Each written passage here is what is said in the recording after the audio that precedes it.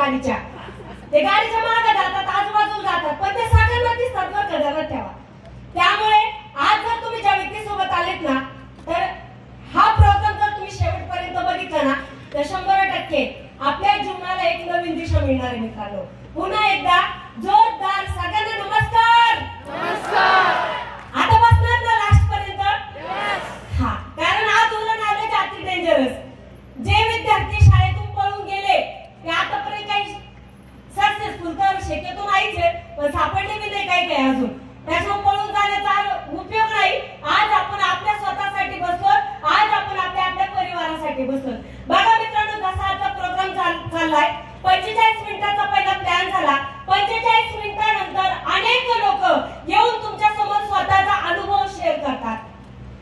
जेव्हा 45 मिनिटाचा प्लॅन चालतो ना मित्रांनो, तर शक्यतो आपल्याला ते 45 मिनिटाच्या प्लॅन मध्ये आपल्याला बऱ्याच काही गोष्टी समजत नाही, आणि एखादी गोष्ट आपल्याला समजली नाही की मग आपल्याला असं वाटतं की हे माझ्या कामाचं आहे की नाहीये. तर याच मित्रांनो, जे काही गोष्टी आहेत ज्या तुम्ही 45 मिनिटाच्या प्लॅन मध्ये बघितल्यात, तर ह्याच 45 मिनिटं आज आपल्या आयुष्याला टर्निंग पॉइंट देणार आहेत मित्रांनो. पहिल्या दिवशी नाही समजत, पहिल्या दिवशी नाही लक्षात येत, पण एकदा दोनदा तीनदा आपण वारंवार जेव्हा प्लॅन ऐकणार ना, तर त्यावेळेस मात्र आपल्या 100% लक्षात येणार की इथं नेमकं चाललं तरी काय.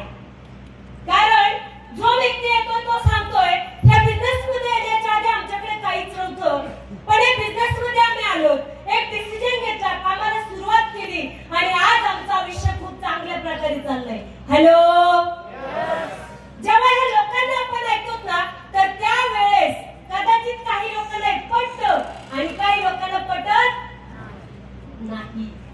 काही लोक म्हणतात असं कुठं होतंय का. काही लोकांना असं वाटतं हे जर माझ्या आयुष्यात झालं तर, आणि मला हेच वाटलं होतं मित्रांनो. ज्या दिवशी मी प्लॅन प्रेझेंटेशन बघितलं, 45 मिनिटाचा प्लॅन मी ऐकला, नंतर येणारा प्रत्येक व्यक्ती स्वतःचा अनुभव शेअर करत होते, त्यावेळेस मी शांत पद्धतीने सगळं ऐकून घेतलं आणि स्वतःच्या मनाला प्रश्न विचारला, जर ही लोक सांगतात आमच्या आयुष्यामध्ये या बिझनेस मध्ये येण्याच्या आधी काहीच नव्हतं, या बिझनेस मध्ये आलो, डिसिजन घेतला, कामाला सुरुवात केली, आणि आज आम्ही चांगलं रॉयल लाईफ जगतोय. मित्रांनो, हे सगळं ऐकलं आणि स्वतःकडे वळून बघितलं. ज्या दिवशी आम्ही स्वतःकडे वळून बघितलं मित्रांनो, त्या दिवशी आमच्या संसारात 10 रुपयाची नोट सुद्धा शिल्लक नव्हती. ज्या दिवशी मला असं वाटलं ही लोक पैसे कमवू शकतात, मला सुद्धा गरज आहे का नाही. का केला पाहिजे मित्रांनो बिझनेस, कशासाठी केला पाहिजे बिझनेस. मी ज्या दिवशी प्लॅन प्रेझेंटेशन बघितलं, त्या दिवशी मी स्वतःला विचारलं की हा बिझनेस मला का करायचा आहे. गेले 10 वर्ष मी आणि माझे मिस्टर आम्ही मार्केटमध्ये काम करत होतो मित्रांनो. 10 वर्ष काम करून जर 10 रुपयाची नोट माझ्या घरात शिल्लक नाही, मी बिझनेस केला पाहिजे की नाही. यस मित्रांनो, माझ्याकडे सुद्धा उत्तर हेच होतं की बिझनेस केला पाहिजे. का केला पाहिजे, थोडंसं पाठीमागं वळून बघितलं मित्रांनो. माझ्या आई वडिलांकडे मी बघितलं, माझ्या सासू सासऱ्यांकडे मी वळून बघितलं मित्रांनो, की हे लोक कसं लाईफ जगले, हे लोक कसं जीवन जगले. मित्रांनो, बघितलं माझ्या वडिलांकडे मी, का ज्या दिवशी विचार केला त्या बापाचा की यांनी काय केलं आतापर्यंत लाईफ मध्ये, आणि यांच्या हातात आलं काय, उरलं काय. ज्यावेळेस माझं लग्न ठरलं, त्यावेळेस माझे आई वडील ऊस तोडीला गेले. ऊस तोडला 3 महिने 6 महिने ऊस तोडला. संभाजीनगरच्या पुढे आईनगर मध्ये घोडेगाव नावाचं गाव आहे, हिंगोली कांगोली गावाचं नाव आहे. तिथं माझ्या आई वडिलांनी ऊस तोडला, आणि वापस आल्याच्या नंतर जी उचल भेटली होती का, त्या उचल घेऊन माझं लग्न केलं होतं मित्रांनो. मी बघितलं होतं माझे वडील जेव्हा लोकांच्या शेतामध्ये कामाला जात होते, माझे वडील धोत्राचा काठ जर फाटला तर त्या धोत्राला गाठण मारत होते आणि लोकांच्या शेतात कामाला जात होते. वडिलांना कधी उपास असेल तर माझे वडील दिवसभर उपाशी काम करायचे, आणि संध्याकाळी आल्याच्या नंतर एक टाइम जेवण करायचे. मित्रांनो, त्यावेळेस बघितलं मी माझ्या वडिलांकडे, मी बघितलं माझ्या आईकडे, 15, 20, 30 रुपयासाठी सकाळपासून तर संध्याकाळपर्यंत माझ्याही लोकांच्या शेतात काम करतीये. मित्रांनो, बघितलं म्हणून मी माझ्या सासू सासऱ्यांकडे, माझे सासरे जर कधी आठवडी बाजार असेल ना, माझे सासरे 2 दिवस आधीच लोकांना पैसे मागायचे, 500 रुपये उसने भेटतील का बाजारासाठी. आणि या सगळ्या गोष्टी जेव्हा मी बघितल्या आणि स्वतःकडे वळून बघितलं, त्यावेळेस विचार केला, तुला एक मुलगा आणि मुलगी आहे. जर कदाचित आज डिसिजन नाही घेतला तर उद्या तुझ्या लेकरांचं काय.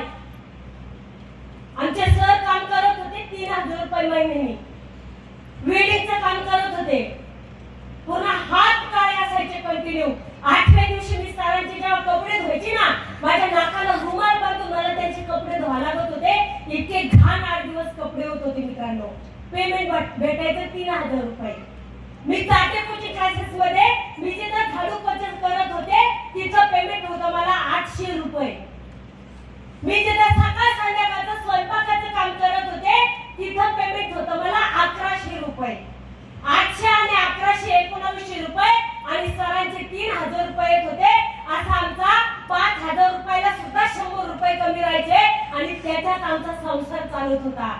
मित्रांनो, बघितलं मी जेव्हा लोक सांगत होते त्यावेळेस मी बघितलं स्वतःकडे वळून, दर महिन्याला आमचा घर मालक आमच्या घरी पैसे मागायला येत होता, घराचं भाडं. मी बघितलं दर महिन्याला किराणावाला आमच्या घरी दर महिन्याला पैसे मागायला येत होता. त्यावेळेस माझे मिस्टरचे माझे दर महिन्यात भांडण चालायचं. मी त्यांना एक दिवस हात जोडून सांगितलं, काही होऊ द्या पण हे 2 लोक घरी पैसे मागायला येऊ नका. त्यावेळेस सरांनी आणखी एक्स्ट्रा काम चालू केलं. सकाळी 5 वाजता उठून पेपर वाटायला चालू केले. म्हटले यांनी तरी थोडासा हातभार लागत, पण नाही मित्रांनो, काहीच होत नव्हतं. आणि त्या दिवशी विचार केला, जर आज मी डिसिजन नाही घेतला तर उद्या माझी मुलं सुद्धा, माझी मुलगी सुद्धा. मी का बिझनेस जॉईन केला? ज्या दिवशी माझी क्लोजिंग केली गेली होती त्या दिवशी मला सांगितलं होतं की जर आज तुम्ही चाटेमध्ये झाडू पोछा मारण्याचं काम करताय, उद्या तुमची मुलगी थोडी मोठी झाल्याच्या नंतर तुम्ही तुमच्या मुलीला सोबत घेऊन जाणार की नाही. आणि त्यावेळेस माझं उत्तर येस होतं, कारण रविवारच्या दिवशी मी माझ्या लेकरांना बेंच पुसायला घेऊन जात होते. आणि त्यावेळेस एकच विचार केला, जर आज डिसिजन नाही घेतला तर जे आयुष्य आई वडिलांनी काढलंय, जे आयुष्य सासू सासऱ्यांनी काढलंय, तेच आयुष्य मला काढावं लागेल. माझ्या मिस्टरांचा ड्युटीचा हातातला डब्बा माझ्या मुलाच्या हातामध्ये जाणार आणि आयुष्य असंच निघून जाणार. मित्रांनो, एका सत्संगमध्ये वाक्य ऐकलं होतं, 84 कोटीतून मानव जन्म फक्त एकदा आहे, फक्त एकदा आहे. आणि मानव जन्मातच या सगळ्या गोष्टीचा वापर होतोय. पशु पक्षात लग्न नाही, गाई म्हशीत लग्न नाही, यांच्यात कार वापरत नाही, यांच्यात बंगले गाड्या अजिबात नाही, यांच्यात भारी भारी कपडे साड्या तर अजिबात नाही. एकमेव जन्म आहे का जो मानव जन्म आहे आणि जो 84 कोटी युनिटून आज आपल्याला मिळालाय. आणि जर आम्ही असाच वाया घातला तर माझ्या जीवनाचा अर्थ काय. म्हणून त्या दिवशी नाही म्हणण्यासाठी माझ्याकडे खूप सगळे कारण होते आणि यस म्हणण्यासाठी एकच कारण होतं, हा बिझनेस मला करायचा. मित्रांनो, पैसे नव्हते. 50 रुपये पास होता ज्या प्रोग्राम साठी मी गेले तेव्हा 50 रुपये द्यायला नव्हते.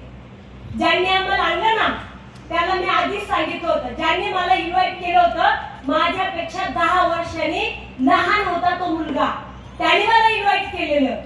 ऍक्च्युली तो आला होता माझ्या जावेसाठी. माझी जाऊ माझ्यापेक्षा खूप ऍक्टिव्ह आहे. तो मुलगा आला होता माझ्या जावेसाठी. माझी जाऊ आणि मी दोघींनी पण प्लॅन बघितला आणि प्लॅन संपल्यावर त्या मला एकच बोलल्या, हे सगळं खोटं आहे, याच्यावर विश्वास ठेवूच नको. आणि ज्याने आणलंय हे गावात ट्रॅक्टरवर डबल भरतय, याच्यावर तर लगेच ठेवू नको. पण मित्रांनो, मी बघितलं होतं, आमच्या गावातला मुलगा ट्रॅक्टर ड्रायव्हर होता, डबल भरत होता, पण तो बदलला होता, तो बदललेला होता. मित्रांनो, त्यावेळेस मी त्याच्याकडे बघितलं, जर हा बदलू शकतो ना, या कंपनीत 100% ताकद असणार आहे, 100% ताकद असणार. आणि त्यावेळेस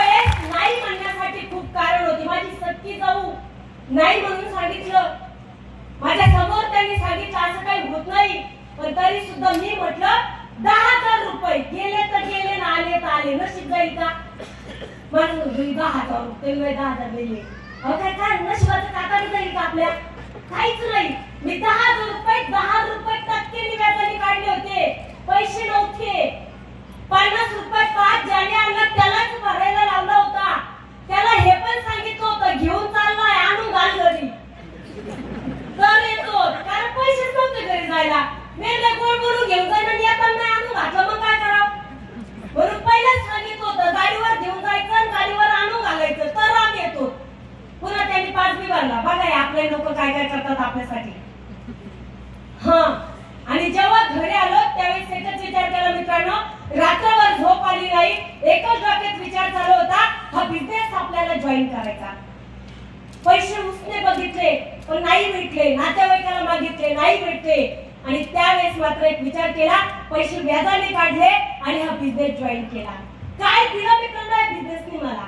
सरांनी आता सांगितलं सर 12वी नापास आणि मी 10वी नापास.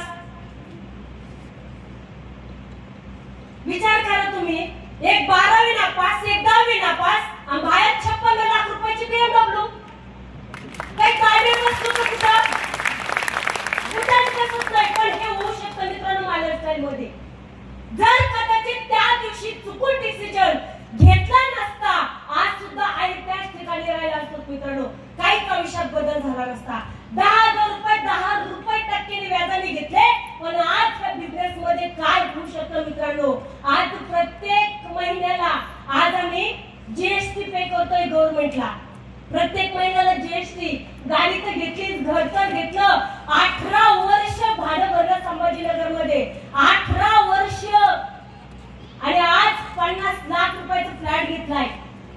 आज 56 लाखाची गाडी घेतली. प्लॉट सोनं नाणं सगळ्या गोष्टी येऊ घेतली. आज ज्या होऊ शकल्या ना मित्रांनो फक्त एका डिसिजन मुळे. मित्रांनो मला आधी खाल्लेले दिवस आठवला. सर मी एकदा ट्रेनने आलेली इथं आणि मी जवळपास 7-8 लोकांना इन्व्हिटेशन दिलेलं. मी पहाटे निघले होते 4 वाजता संभाजीनगर वरून आणि जेव्हा मी इथं आल्याच्या नंतर मी लोकांना कॉल चालू केले की लातूर मध्ये माझे लोक आहेत आणि मला त्यांना ह्या ठिकाणी इन्व्हाइट करायचंय म्हणून मी त्यांना फोन चालू केलेले. आजच्या दिवशी पण सगळ्यांना फोन झालेले. हे बाहेर आले तिथं बसले एका ठिकाणी. जेवण वगैरे काहीच केलेलं नाही. 4 वाजता निघालेले. घरातून काही खायला पण आणलेलं नाही. बाहेर बसले आणि जसा फोन लावायला चालू केला तसा मला तिकडून रिप्लाय येऊ लागला, आप जिस नंबर पे कॉल कर रहे वो अभी व्यस्त है. झाला असं ना तुमच्या बाबतीत? आप जिस नंबर पे कॉल कर रहे वो अभी स्विच ऑफ है. आप जिस नंबर पे कॉल कर रहे वो अभी व्यस्त है. व्यस्त नाही ते तुम्हाला व्यस्त टाकलंय ब्लॉकलिस्ट मध्ये. मित्रांनो असं करता ना 10 लोकांनी नाही म्हटलं. माझ्यासोबत आणखी एक व्यक्ती होता चितेगावचा संभाजीनगरचा विठ्ठल वगैरे म्हणून. तो पण इथं बाहेर आलेला. त्याचे पण केस नाही आले. तुम्हाला म्हणलं वहिनी तुमचं पोलीस नाही आलं का? मी नाही येणार आहे. आता एक बी येणार नाही मला माहित होतं. मी नाही येणार आहे. मी मध्ये बसणार आहे आता. एवढे माझं एक बी नाही आलो. मी नका काय हरकत नाही बसू आपण मध्ये. चाल मध्ये बसू. बाहेर गप्पा मारायची मध्ये बसायचं. इथं आले आतमध्ये आले पूर्ण प्रोग्राम अटेंड केला आणि पुन्हा संभाजीनगरला ट्रेनने गेले. पण निगेटिव्ह नाही झाले. कारण होऊ शकतं देवाला भगवंताला त्या दिवशी माझी परीक्षा घेतली असेल देवाने म्हणून आज मला इथं व्हीआयपी म्हणून बोलवलंय. जर कदाचित त्या दिवशी हार मानली असती ना हे स्टेज माझ्यासाठी राहिलं नसतं. म्हणून प्रत्येक महिलाला सांगेल हार मानायची नाही. किती लोकांनी नाव ठेवू द्या, किती लोकांनी ब्लेम करू द्या, किती लोकांनी टोमणे देऊ द्या, घरातल्या देऊ द्या नाही तर बाहेरच्या देऊ द्या. कारण सगळ्यात पहिली सुरुवात कुठून होणार आहे? घरातून होणार आहे. पहिली म्हण होती निंदकाचे घर असावे शेजारी. आता निंदकच घरात पाहिजे. अहो त्याशिवाय प्रगतीच होत नाही. प्रगतीसाठी निंदक घरातच असावा आणि तो काही आनंद नाही आला तो आपोआप तयार होतो. हा पण पैसे आल्याच्या नंतर तो निंदक बी देऊ बसत असतो बरं का.